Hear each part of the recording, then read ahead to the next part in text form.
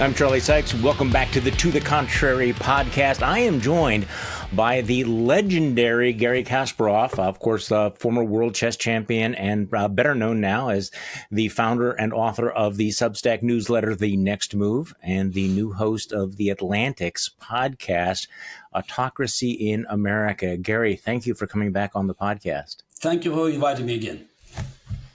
So let's just talk about autocracy in America. I'm going to ask the basic question. Are we there yet, and how will we know if we have become an autocracy? And I ask that question because is it possible to live in an autocracy and feel like life is going on as normal? Will we actually know it if it were to happen here? There is no universal answer to this question because it depends very much on your historical genetics. Obviously, in Russia, the tolerance to authoritarianism is much higher than in America. But the problem with Americans that there was no experience of living through authoritarian rule, and that's why it's challenging to actually understand how close we are. The answer to your question: we are on the path. Whether it's a halfway, 30%, 60%, I don't know. But where the trend, the dynamics, the direction point at America walking away from American democracy, from American liberties into something that is different. You're not coming close to Russia or, God forbid, North Korea or China, but you are definitely departing from the values that have been embedded in the foundation of this republic 249 years ago. So the idea of my podcast, The Autocracy in America, was to call it educate American public about the science, because it's all about your senses. Many people say, "Oh, big deal, yes," but Donald Trump he keeps doing things that we may not like, but it's within his constitutional powers. So he still respects the court rulings. And, the Congress is probably too passive, but the Republicans have majority. But it's not about, and that's a very important thing, it's not about one element. You have to look at the big picture. Authoritarianism is trying you to concentrate on something that is important, but not giving you the full vision. It's not, you basically should have, if not 360, but definitely 180. But they try you to concentrate on certain things, and that's why you miss the big picture. So when you start adding one to another, Donald Trump first act as to pardon January 6 mutineers. Yeah, the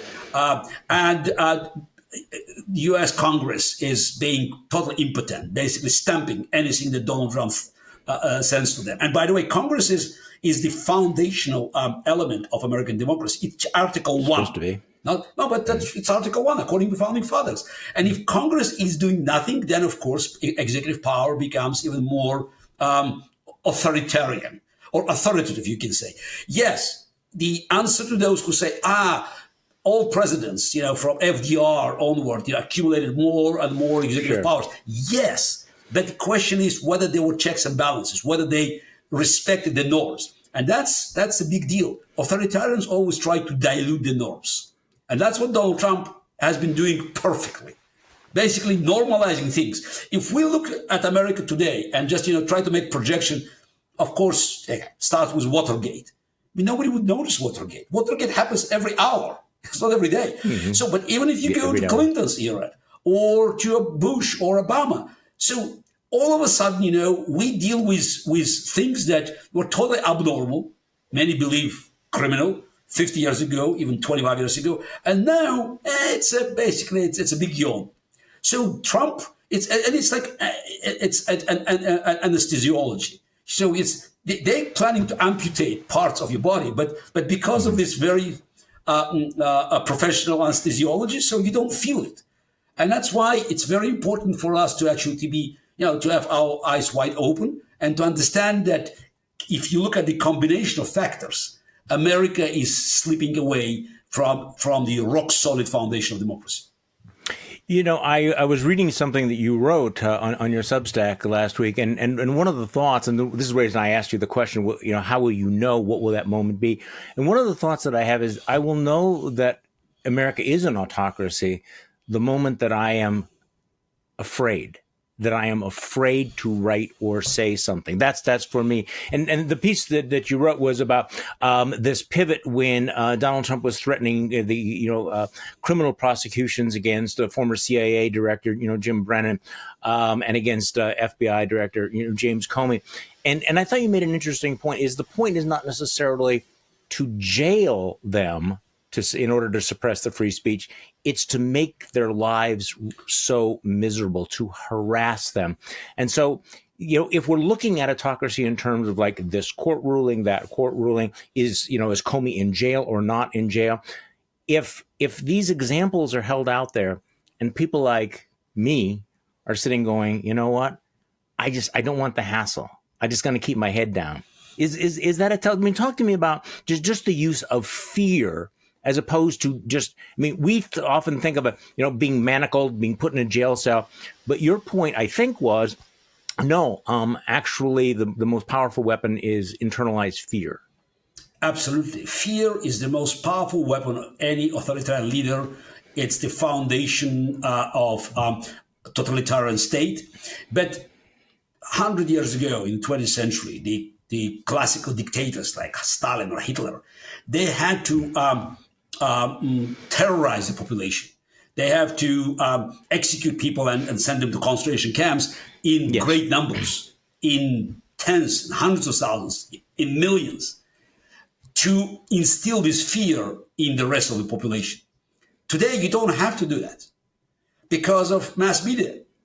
Because all you have to do is just you go against some big shots and you think, wow, FBI director, is vulnerable to prosecution. CIA director.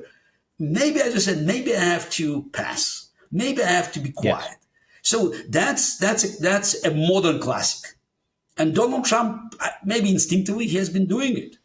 And also, when we look at the Donald Trumps in the circle, I think it's probably no longer as loyalty. It's more like a fealty.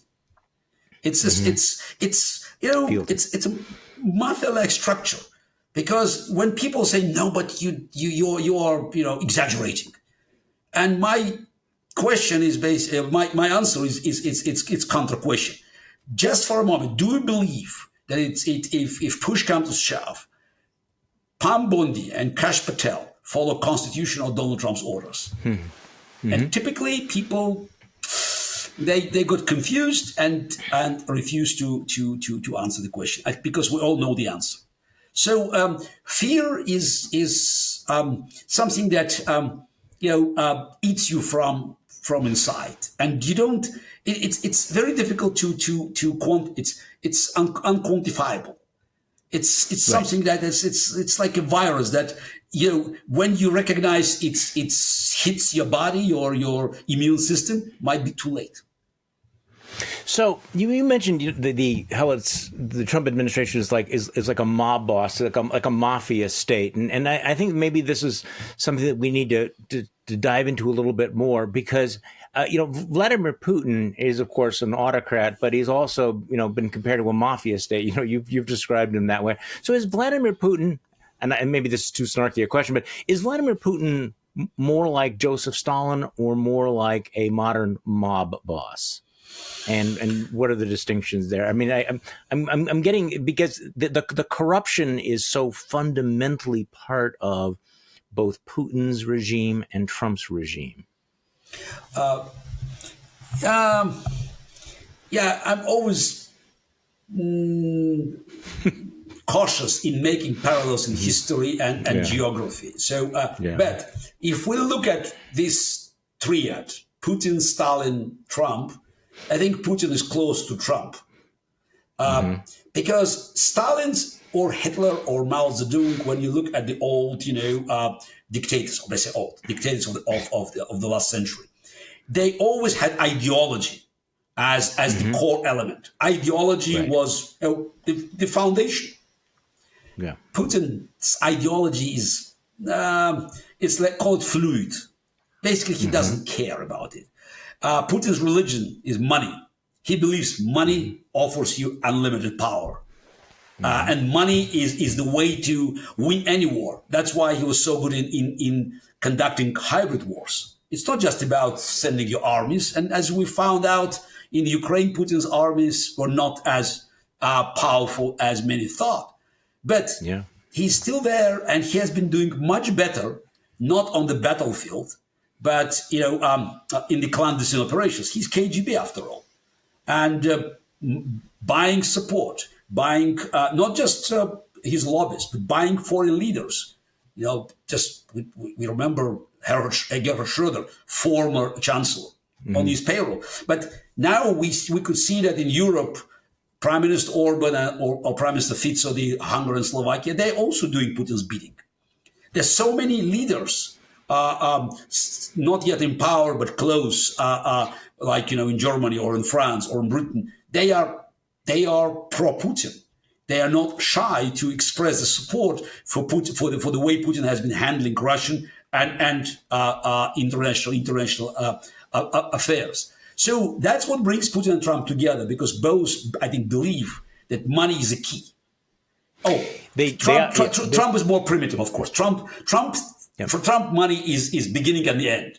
Putin thinks money is the way to take revenge for the defeat of Russian Empire, called Soviet Union at the time, in the World War III, which is Cold War, and to go back to the golden days where might was right.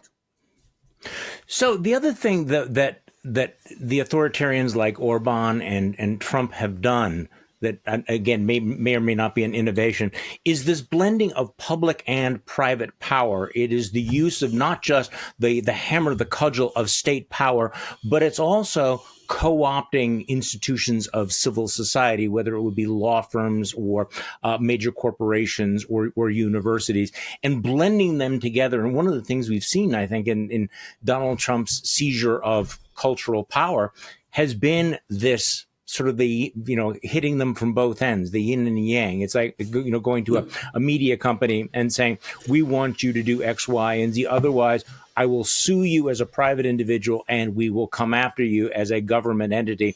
There is that combination. So again, when we talk about autocracy and authoritarianism, it's not the exclusive use of government power, right? It's government power, but that, all has the effect of being coercive on individual private citizens who become less and less powerful.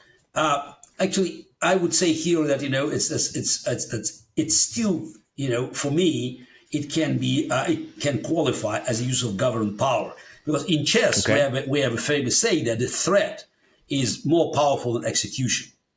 He doesn't use power, but they know he can, and this is very important. That's art of a deal, call it. And Trump knows how to use power here and there, but to terrorize many others. Oh, I did it already. Now, if you don't behave, it can, this cudgel that can just, crack your head. So this is it. It's again, there are no rules. It's not, that you can have the guide, or it's just, this is this is what would-be dictator does first and second. No. But one thing is very important is that the real dictatorship, when you even look at the past, they never emerged overnight. This is not about tanks in the streets. Oh, it could have happened, but very often, even when we look at Stalin and Hitler, it always, takes time. And Putin is a classical example. It took time for Putin to accumulate more and more power using state institutions, terrorizing or buying civil society. So it's a combination of factors. And Donald Trump is dealing with much more resilient society than Putin. So that's why I don't think he'll succeed. But this is the most dangerous attempt to undermine the foundational values of American Republic. I think even just it's even more dangerous. It's more challenging than the Civil War, because Civil War was tragedy, but it was not. It's again separation. But the union stayed as a union.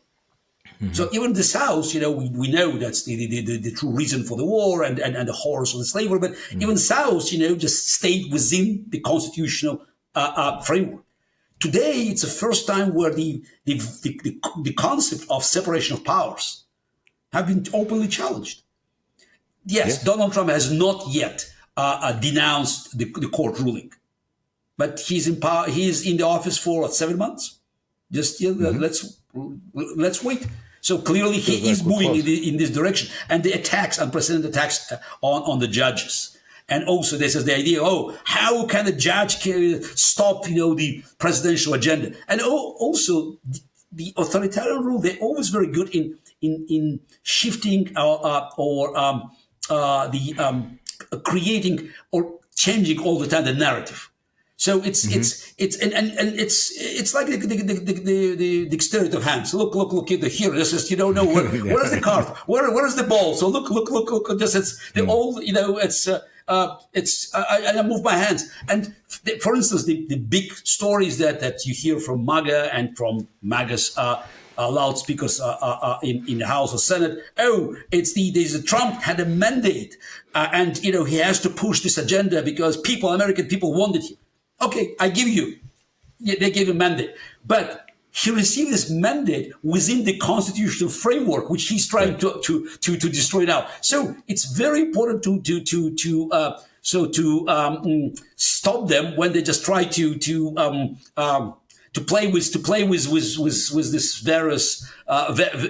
various elements and pretend that again Donald Trump has basically, when you start cleaning the field or just clearing the smoke, so the Donald Trump wants to act like a king. Yeah. Or mafia. So I guess your choice. So again, maybe finding some historical analogies here. What is the next move in dealing with what's happening right now? How do you resist this? And is there, and ultimately what I'm getting at is, how do these autocracies fail in the end? Because right now, it seems easier to talk about the failure of democracy, the failure of liberalism, the failure of constitutional order. But let's look ahead. So what is the next move to get us to the end of the authoritarian threat in this country, if there ever will be an end to that threat? So that's why it's very important for us to understand why we are going through this perilous time. And that's the whole idea of my podcast, Autocracy in America. It's the second season. There will be 12 episodes. And these episodes, they bring very different people as my guests. So because I believe that Donald Trump's phenomenon is not just domestic. You have to understand the global trends. You also have to look for various things. It's not just politics. It's not just economy. You also have to look to the rise of AI. So that's why, you hear from AI expert. You hear from a top military expert, Admiral McCraven. You hear from top pollster like Frank Luntz. You should hear from human rights activists like Masih Ali-Najat, again, understanding, how the world is changing and what people learned, just in their respective countries where democracy, haven't survived. So you hear from foreign policy experts like John Bolton or George Friedman. So you hear from Europeans, from Baltics, from Ukrainians, so I think that we have to understand how come that Donald Trump rose to power, and in 2016 many thought it was anomaly. Yes. But no longer. He stayed in power. He was pretty successful, and if not for COVID, he would most likely won his re-election bid. So, and then after 2 impeachments, after the disaster of January 6th, and after all these criminal cases, so he as a phoenix, he was resurrected and came back and won again. That tells us that Donald Trump is not accidental. So the idea of my podcast to tell you, guys, recognize he was inevitable because something was wrong in the very core of our democracy. So we have to understand, so what did go wrong? So what mistakes have been made? Because without a proper assessment, without, very honest analysis of the reasons of this catastrophe, we will not be able to fight back. So I think that it's number one thing we have to understand: Trump was inevitable because we did many things wrong, and two is Trump is an existential threat. So many people still think that, oh, it's democracy can heal itself. No, no, no, no, no. Democracy is as good as our will to defend it. And so far, a lot of people are not happy, but they think, oh, 2026 elections, it will be, of course, it will go one way. Are you sure? Yeah, this is, we have to understand that in American political system, okay, unless Elon Musk makes another miracle, another SpaceX and Tesla and creates a third party next day, but unlikely. The choice will be between Republicans and Democrats. And unfortunately, we live in it's a very sad period in American history where the choice is not for the best, but for the lesser evil. 2016, 2020, 2024. And this choice that, it doesn't give me any confidence. Yes, we know that Republicans will we have to answer many questions about this big, beautiful bill and many other things. But it's not just about it. But people will look at Republicans and say, not good. But then they start looking at Democrats. And are you sure that, that's by that time, a new mayor of New York, it's unreconstructed socialist and anti-Semite, will not be viewed as the face of the Democratic Party? Plus, again, fear. We talked about it. Fear and many other elements of power that can be used openly or discreetly. And again, we don't know. So there might be many provocations. So this is Trump. Again, question. Will Trump stop at short at anything if he believes it would threaten his power? My answer is no. No. And I think that's something we need to keep in mind. And also, whatever happens in the election, I think we ought to recognize that even if the Democrats were to win in 2026, that a lot of damage has been done and can be done over the next 2 years. I mean, in terms of the institutions, in terms of a lot of things. I want to ask. Yeah. So go ahead. No. That's yes, but I think 2026.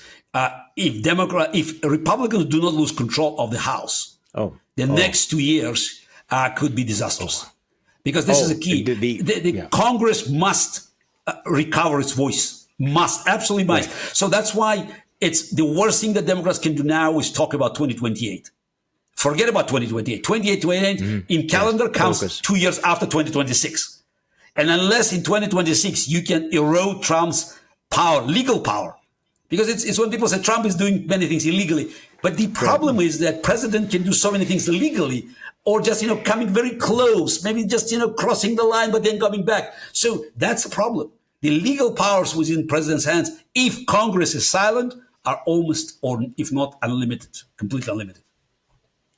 No, this is a great point. And I know that you've also gotten caught up in all of this. I think that I tried to argue this back in 2024, which was the prime directive was not, to reelect Joe Biden. The prime directive was to keep Donald Trump out of power.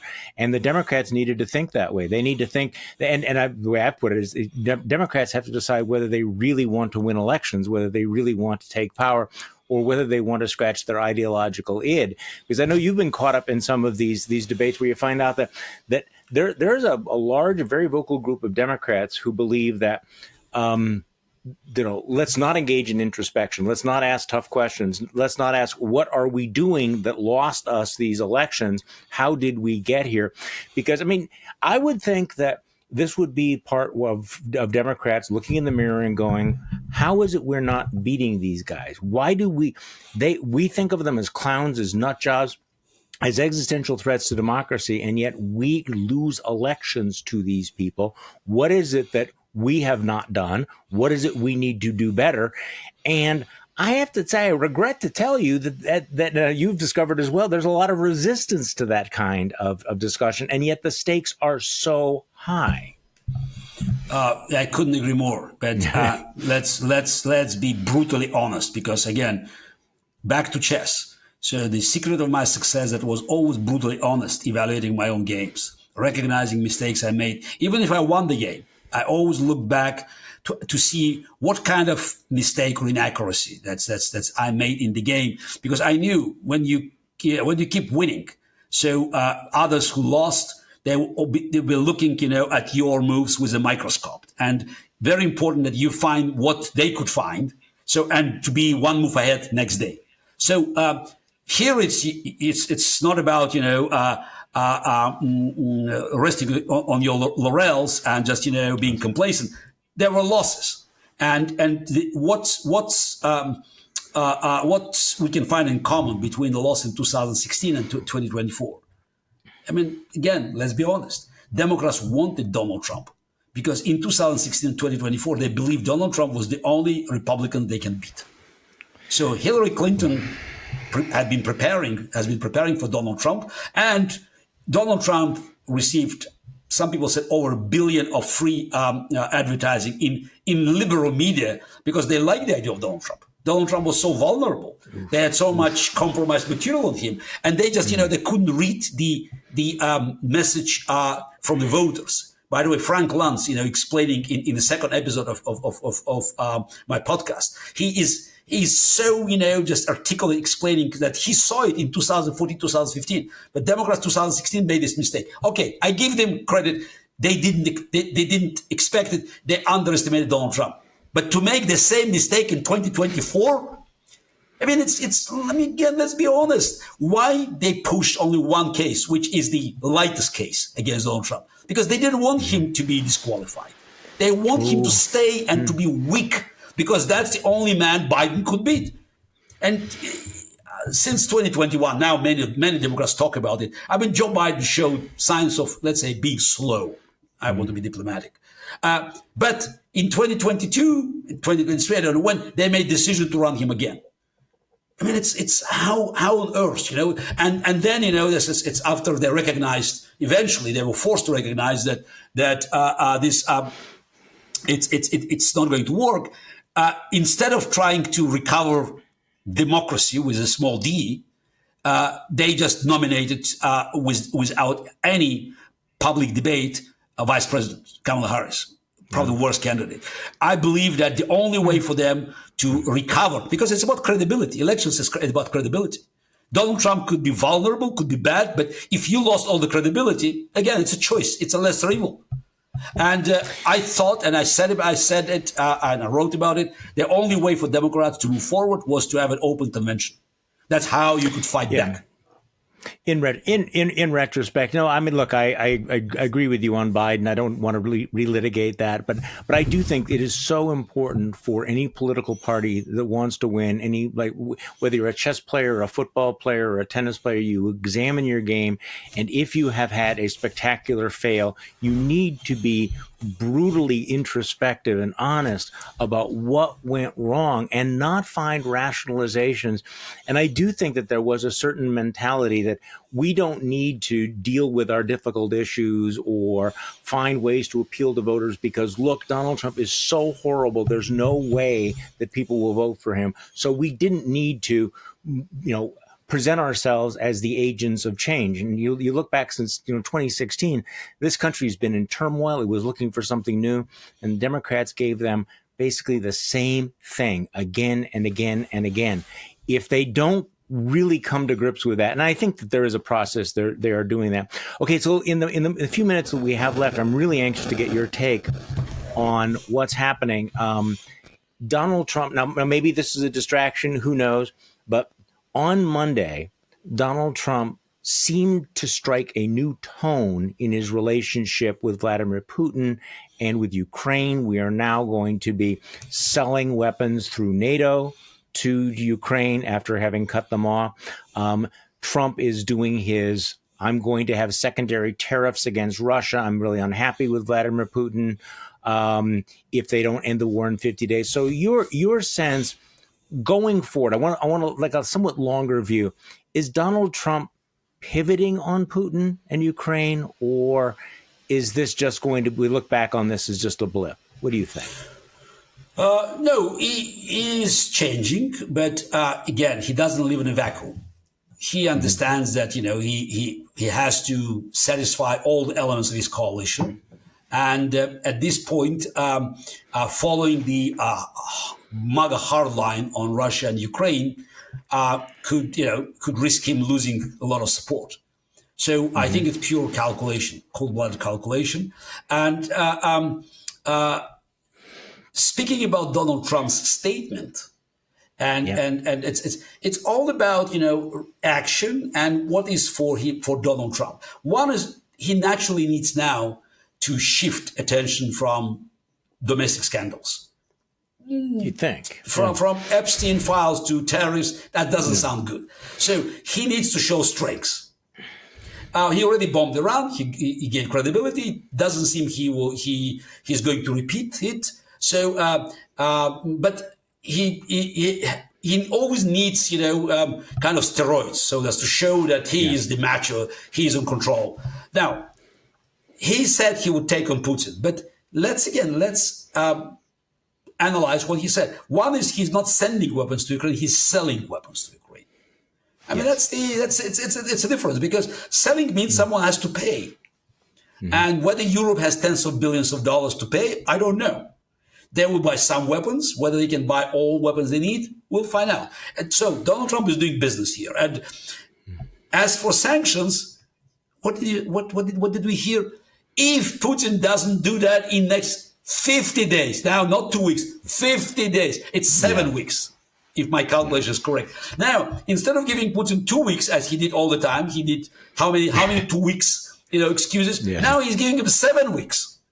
So it's this, I tweeted, that is when Lindsey Graham, I don't know, it's 100th time, bragged about this bill, with all these horrible sanctions against Russia that had support of 85 senators. I said, you can have 85 bullets in your gun, but if you don't have courage to pull the trigger, who cares?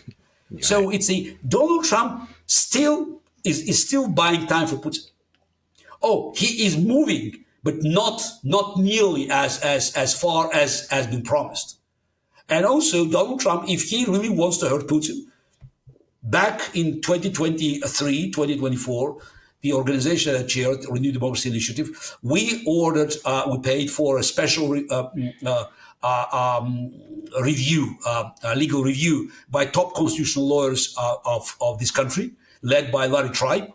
And it's a massive report, 166 pages, that was sent to Biden, and it told Biden that President of the United States had in his power instruments to confiscate Russian money that under American control. Frozen funds. Mm-hmm. Okay, Biden's administration didn't move. Trump still has it. So it's Russian money in America is a tiny drop compared to what is in Europe. So it's roughly probably 8 billion versus 190. But it's still money. And we heard rumors Trump would do that. So far, again, it says, if you just, divide, so this is look at the common denominator and what's on top. So Donald Trump's big statements, they're always, divided by grace period for Putin. So there's always, if Putin doesn't do that, what else? I mean, Putin keeps shooting at people. Even with Kellogg in town, Russia has not stopped shelling Kyiv at night. Yeah. So the thing that was striking to me is that for 10 years, Donald Trump has ripped every possible world leader, insulted them in every way that he can, but he's never said anything negative about Vladimir Putin. In the last couple of weeks, he seems to be changing the tone about Putin. Now, what was also striking about the first 7 months of Trump's presidency is how willing Vladimir Putin was to humiliate Donald Trump. That, get Donald Trump out there thinking that they were such good friends, he was going to do him a favor, and they would have a phone call, and Putin would then respond by some new atrocity, some new attack. Up until like 2 weeks ago, it felt like Trump was like the only guy not in on the joke, that Putin was playing him. Something seems to have happened. Tell me, do you agree that now he's realizing, you know what? He's making fun of me. He's humiliating me. He's insulting me. Maybe he's not my friend, which is a new thing for Trump, or not. What do you think? The relations between Trump and Putin is still an enigma. So, and it is an enigma, a mystery. It always open for speculations, and I'm not going to speculate here because I want to stay as as much as we can on the solid ground of facts. The facts are, as you said, Donald Trump criticized everybody. I mean, from John McCain to Xi Jinping.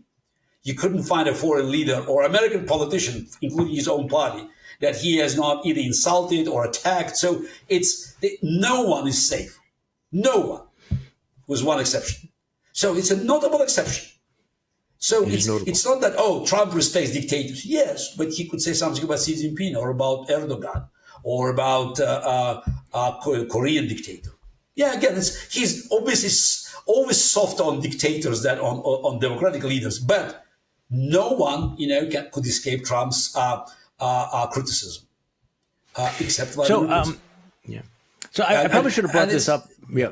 I'm sorry, I think that at the end of the day, it's not about Trump recognizing something. I think Trump has an ear, and it depends who controls this, the information that's the input that goes into this ear. It seems now that people that could advise him on Putin, it's a different crowd. It's the noises that Trump keeps hearing. They've changed. And at the end of the day, everything Trump does, it's not about Putin, not about Russia, not about Ukraine, not about China. It's about Donald Trump. And I think now he feels that showing some kind of toughness against Putin could help him. But I still believe that he will not cross the last bridge, will not burn this last bridge that will separate him from Putin completely.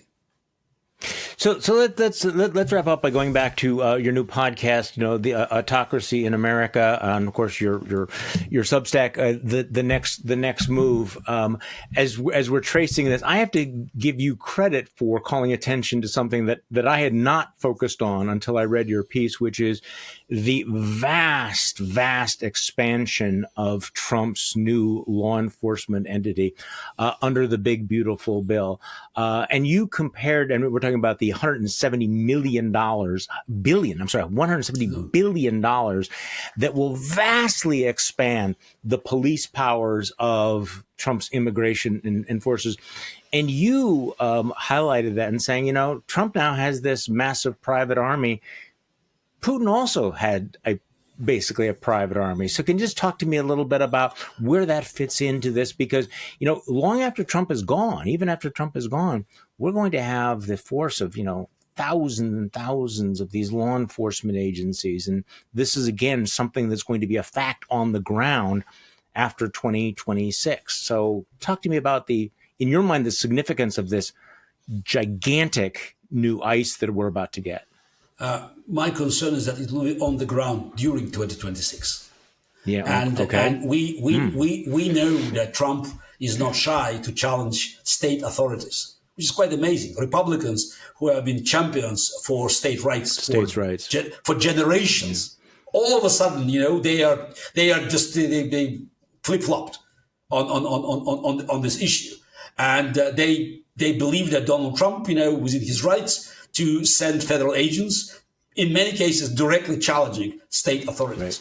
Right. But he still has very limited manpower. Okay, simply, man with a gun. It's not enough.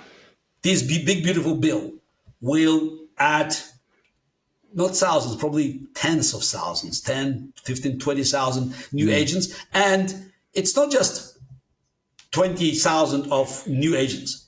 Who will select them? So this is now with these loyalty tests and with the old people on top of these agencies that are just are following Trump's orders sheepishly. So we may end up with an army, armed individuals that are acting not within American, let's say, legal traditions. They can wear masks. They don't show their IDs. Right. And again, these numbers are relatively small now. These numbers will increase, and in 2026 they'll be in place. Do you need this army to fight illegal immigrants? I don't think so. It's not worse of just of building an army that is responding to president and his subordinates.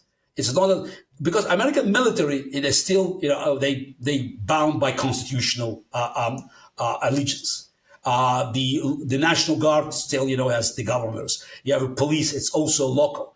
This is the first time where the United States president will have an army of his clones that could be sent. Again, they may not be used for questionable, unconstitutional purposes, but they could be very well used for boosting Trump's agenda. And considering that Trump's inner circle has so many people that believe that January 6th was a genuine attempt to restore their rights, I think we should worry a lot. And I believe that Democrats did very little to talk about this component of the bill. Okay. Yes, I understand that it's a Medicare, Medicaid, and many other things that could hurt American people.